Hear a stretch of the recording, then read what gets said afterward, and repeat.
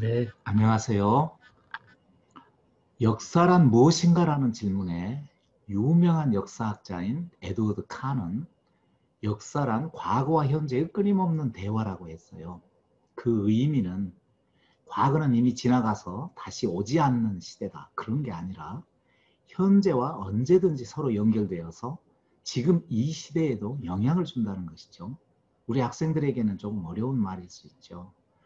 그런데 사실 우리 과학의 역사도 이와 유사해요.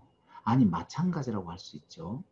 그래서 우리 과학 선생님들이 학생 여러분들을 가르칠 때 그 가르칠 내용과 관련된 역사적인 사실이라든지 또는 그 과학 지식의 발달 과정에 대해서도 공부하고 계세요. 왜냐하면 우리 학생들이 가지고 있는 잘못된 개념이 역사적으로 볼 때 과학자들이 가지고 있었던 과거 개념과 유사하기 때문이에요.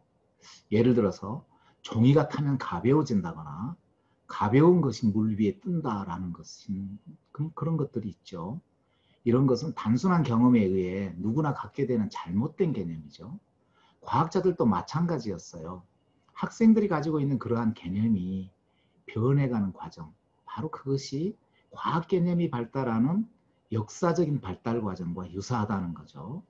옛날 플로지스톤설을 신봉하던 시대에는 종이가 타면 가벼워지는 이유를 그 안에 있던 플로지스톤이 빠져나갔기 때문이라고 생각했는데 나중에 금속이 연소하면 더 무거워진다는 사실을 알게 되었고 화학을 혁명적으로 변화시켰던 프랑스 라부아지에 의해서 연소란 산소와 반응하는 것이라는 것을 알게 되었다는 것이죠.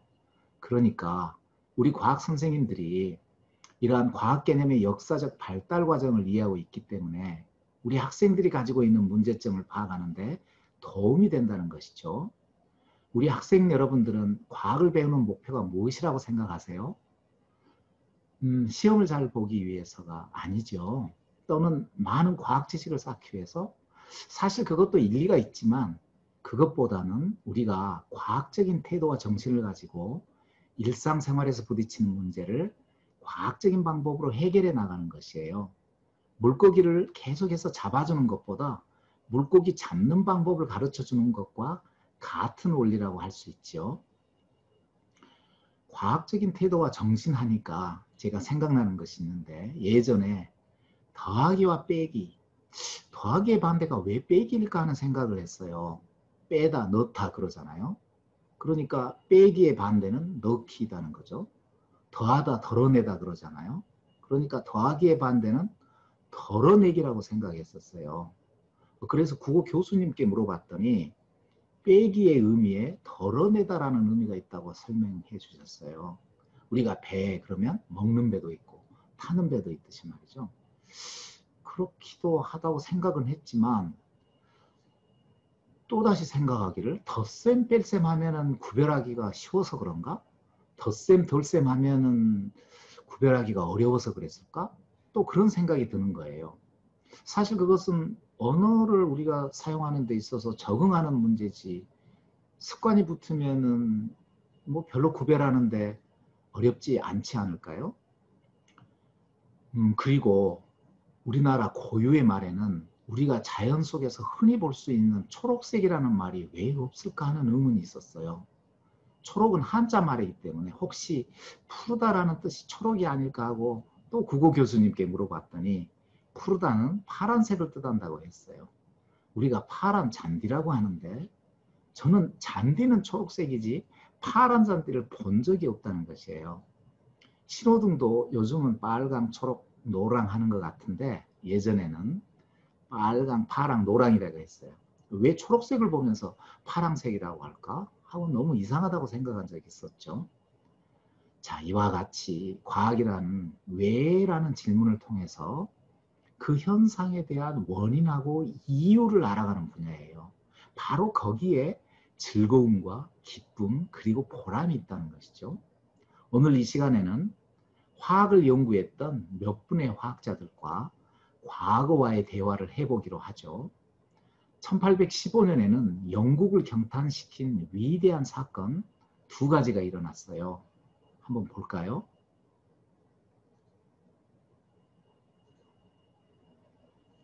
벨기에 워털루에서 영국의 웰링턴이 나폴레옹을 무찌른 것이죠.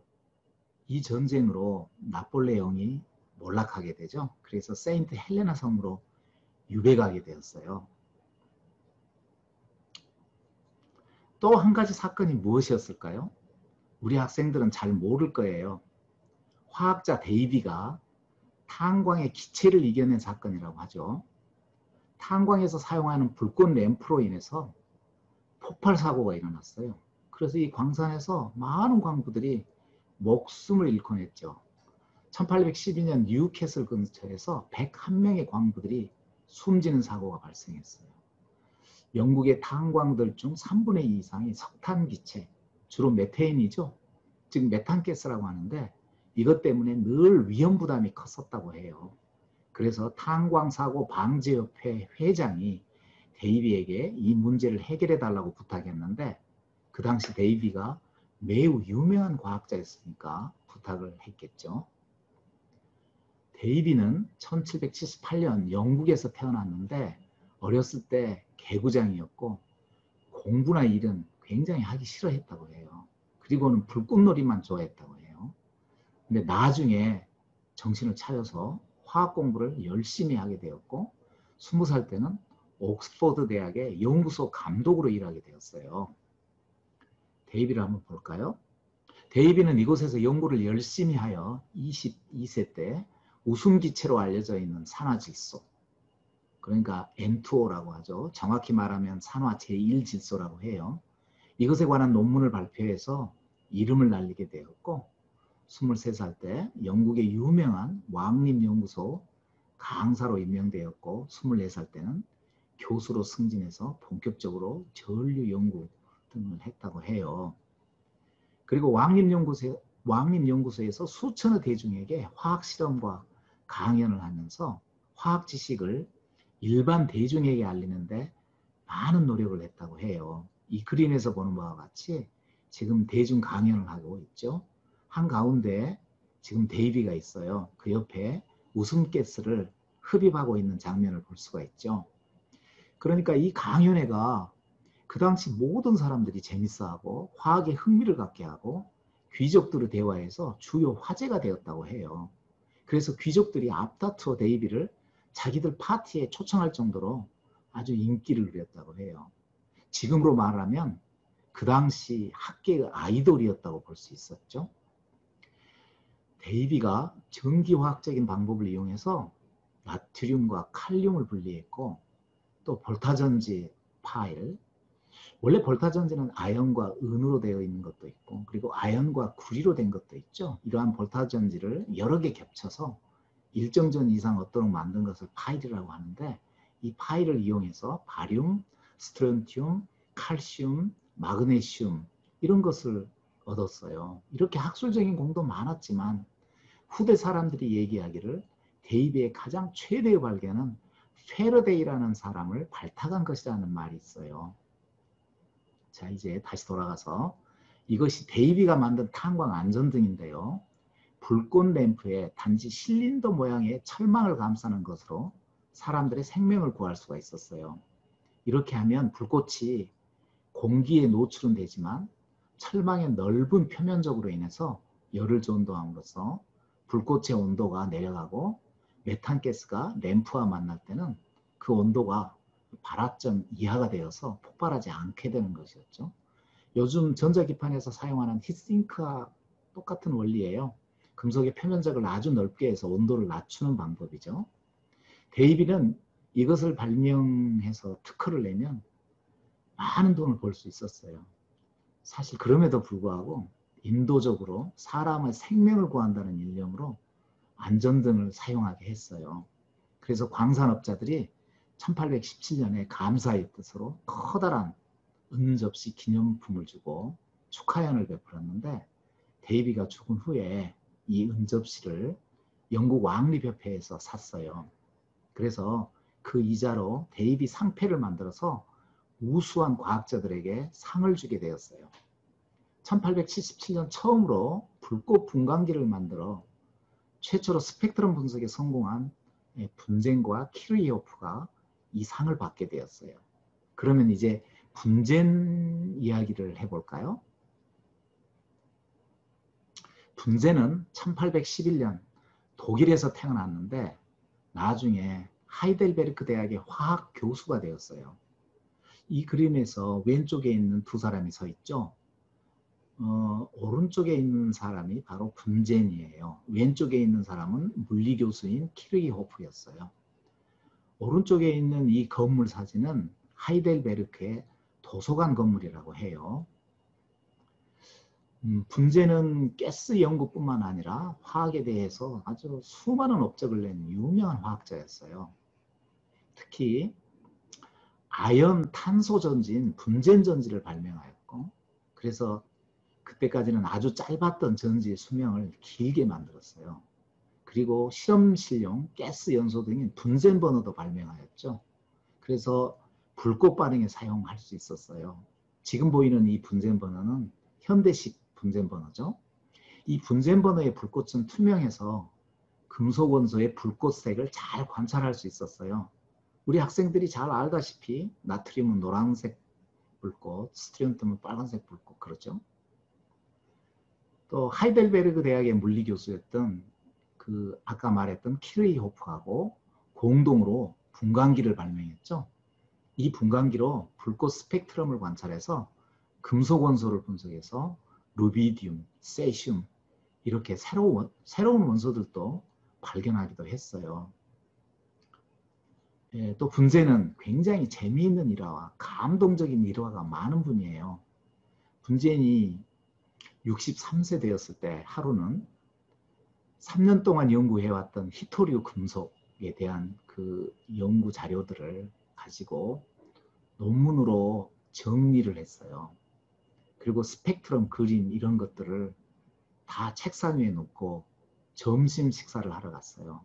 사실은 히토류 금속은 지금 스마트폰에도 있고 아주 반도체라든지 전자기기에 굉장히 중요하게 사용하고 있죠.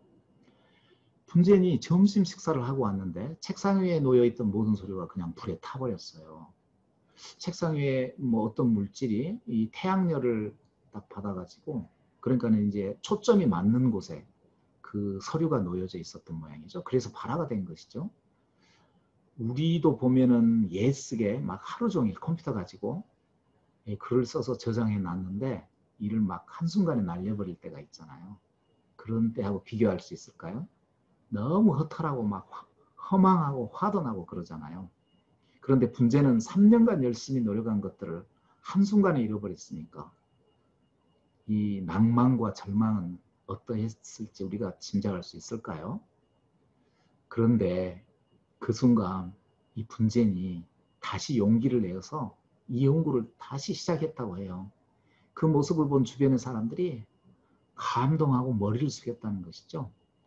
분젠은 또 건망증이 심해서인지 이렇게 너무 연구에만 열중한 것인지 그래서 다른 것은 다 잊어버리고 사는지는 몰라도 자기의 결혼식을 잊어버렸다는 그런 유명한 일화도 있어요. 또 학생들에게는 파파분젠으로 불렸다고 해요. 자식을 사랑하는 따뜻한 아버지 같다는 그런 별명이죠. 분젠은 파가니니처럼 파가니니가 세계적으로 유명한 바이올리니스트이면서 작곡자였죠. 손가락이 엄청 길었잖아요. 그래서 분젠도 손가락이 보통 사람보다 훨씬 크고 길어가지고 유리세공을 굉장히 잘했다고 해요. 그래서 학생들이 유리기구를 만들어 달라고 자주 그랬는데 하루는 학생의 부탁으로 분젠이 땀을 흘려가면서 아주 몇 시간 동안이나 그 유리기구를 만들어줬어요. 그 학생이 그 유리기구를 받자마자 그냥 부주의하게 깨뜨려 버렸어요. 그런데도 아무런 화도 안 내고 다시 예를 써서 새로 만들어 주었어요. 이번에는 학생이 절대 깨뜨리지 않겠다고 막 벌벌 떨면서 가져가다가 또 깨뜨려 버렸어요.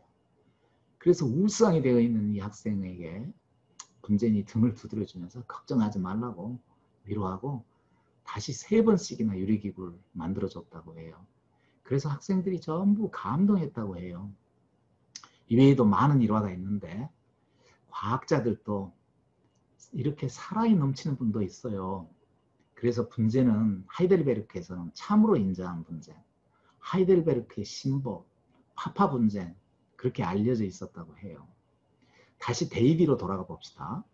1812년에 데이비의 그런 유명한 대중화학 강연을 쭉 해왔다고 했죠. 패러데이라는 청년이 4번이나 그 강연을 듣고 그 강의와 실험에 완전히 도취되어 가지고 한자도 빼지 않고 모든 강의 내용과 실험 내용을 그 실험 그림하고 함께 자신의 노트에 기록했다고 해요. 그래서 집에 돌아와서 밤새 몇 번이고 읽고 또 읽고 하면서 혼자 새로 얻은 화학 지식에 막 흥분도 하고 그랬다고 해요. 그러면서 나도 데이비 같이 내 일생을 학술 연구에 바치겠노라 라고 결심을 했다고 해요. 자, 한번 패러데이를 볼까요? 왼쪽에 있는 사진이 패러데이의 젊었을 때의 사진이고, 오른쪽에 있는 것이 바로 패러데이가 기록한 300페이지나 되는 노트의 지금 표지 부분이라고 해요. 나중에 패러데이는 이 데이비를 찾아가서 그 데이비의 강의와 실험을 정리한 노트 300페이지나 됐다고 해요. 그 노트를 데이비에게 가져가서 자신을 채용해달라고 부탁했는데 결국 데이비하고 면담을 하게 되어서 1813년에 21살에 조교로 채용되어서 데이비의 가르침을 직접 받게 되었다고 해요. 이 사건은 패러데이를 과학사에 빛나는 인물이 되도록 하는 계기가 되었는데 여러분 잘 알죠. 진인사 대천명. 사람이 최선을 다해서 자기 일을 하고 그 결과는 하늘에 맡긴다. 그런 것이죠.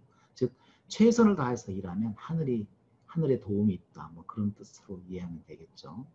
패러데이는 세계 과학사적으로 위대한 실험과학자로 불리면서 전기분해 분야와 전자기 분야에 크게 기여한 영국의 화학자이자 물리학자였어요. 사실 패러데이는 아주 놀라운 입지전적인 인물인데 집이 매우 가난했다고 해요. 그래서 런던의 빈민구제 자금으로 겨우 생계를 유지할 정도여서 밥을 굶는 경우도 있었다고 해요. 그런데 모든 가족들이 아주 신앙심이 돈독한 기독교 신자여서 아무런 불평도 하지 않았다고 해요. 그래서 빵 한 조각이 생기면 감사하면서 살아가는 그런 집안이었다고 해요. 신문 배달도 했다고 하죠. 그러니까 신문 배달 소년이 세계적인 존경을 받는 과학자가 된 것이죠.